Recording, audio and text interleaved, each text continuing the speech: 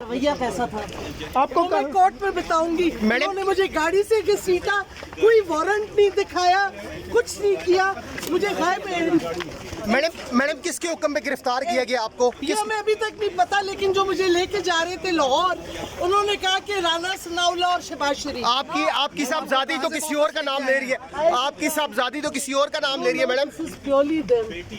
राना सनाउल्लाह। अच्छा भाई, मैं आप पूरा बताऊंगी जो इन्होंने तशद्दुद किया है मेरे पे। मैडम, इमरान खान साहब को भी गिरफ्तार करने का कहा जा रहा है कि उन्हें भी गिरफ्तार किया जा सकता है।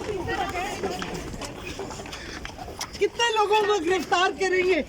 पूरी कौम निकली हुई है इन चोरों के खिलाफ और जो खुफिया इदारे हैं उनके खिलाफ। आपके रास्ता दे इसका आपको पता था? नहीं भाई, मैं तो कहीं जा रही थी, मेरी गाड़ी रोकी, गाड़ी से घसीटा को साथ थाने वाले यूनिफॉर्म पुलिस वालों ने। मैडम ये नहीं समझती जो बोया वो काट रहे हैं, जो बोया वो काट रही है पीटीआई। जो आप ट्वीट्स कर रही थी